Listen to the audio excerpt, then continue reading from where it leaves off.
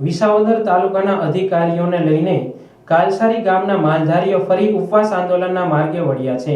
વાત કરવામાં આવે તો વિસાવદરના કાલસારી ગામે સરકારી ગૌચરની અંદાજે 3000 વીઘા જમીન આવેલ છે। તે જમીન ઉપર ખેડૂતો તેમજ રાજકારણીઓ દ્વારા દબાણ કરેલ હોય તે દબાણ દૂર કરવા માટે 2008 થી કાલસારી ગામના માલધારીઓ સરકારી બાબુઓને રજૂઆત કરવા આવ્યા છે। ત્યારે 2 વર્ષ પહેલા કલેક્ટર દ્વારા કાલસારી ગામની ગૌચરની જમીન માપવા માટે જૂનાગઢ ડીએલઆર ને હુકમ કરેલ, પરંતુ 2 વર્ષ જેવો સમય જવા છતાં કાલસારી ગામની ગૌચર જમીનની માપણી હજુ સુધી પૂરી થઈ નથી। તેનું એકમાત્ર કારણ નાણાકીય વહીવટ। જે જમીન ઉપર માપણી થયેલ છે તે જમીન ઉપર હદ નિશાન નાખેલ, પરંતુ પેશકદમી કરનાર ખેડૂતો દ્વારા આ હદ નિશાન ફેરવી નાખીને ફરીવાર તે જમીન ઉપર વાવેતર કરેલ છે।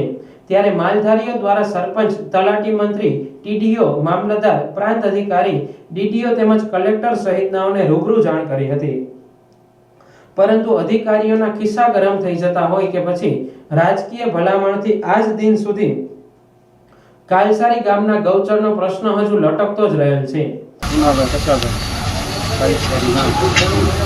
હું આટલું તમે આવ્યા છો? અમારા ગૌચર હાટું આવ્યા છીએ। અમુક ઠેકાણે ક્યાંય નોટિસ લીધી નથી। અમિત્રા ભરતભાઈ એની ક્યાંય નોટિસ નથી લીધી, હજી કઈ ખુલ્લા કર્યા નથી। એને ખુલ્લા થઈ ગયા છે, એને લખાણ દઈ દીધું, ખુલ્લા નથી કર્યા। ખુલ્લા નથી કર્યા, લખાણ લેખિત દઈ દીધું કે અમે ખુલ્લું કરી નાખ્યું, પણ ખુલ્લું કર્યું નથી, બરોબર। એટલે અમે આપવામાં વહેવાના છીએ। આ બધી કાર્યવાહી પૂરી નહીં થાય ત્યાં સુધી અમે ઉઠવાના નથી। આવા આંદોલનો તમે કેટલાક કર્યા?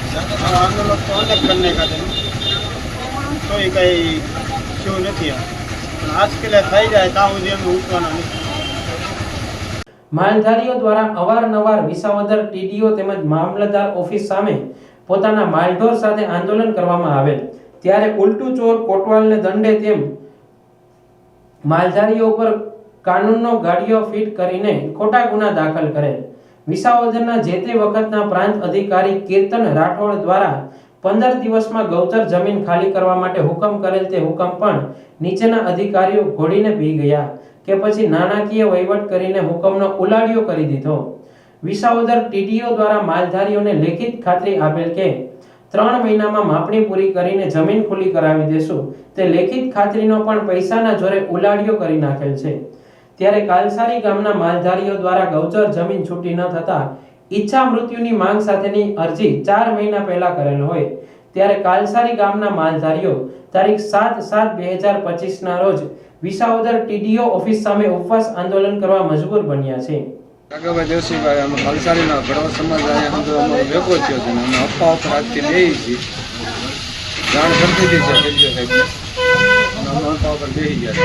અમારી જાવથી માંગી પૂરી નહીં થાય, જસ્ટ અંબા કે મકાનનું જે ભવિષ્યમાં આવતો ખાલી નહીં કરાવે, વાવી દીધા છે અને વાવી દીધા છે, એની માટે લેન ગેડિંગની કાર્યવાહી નહીં થાય, અમારું જે અમે હજી અપ્પા ઉપર ઉઠવાના નથી।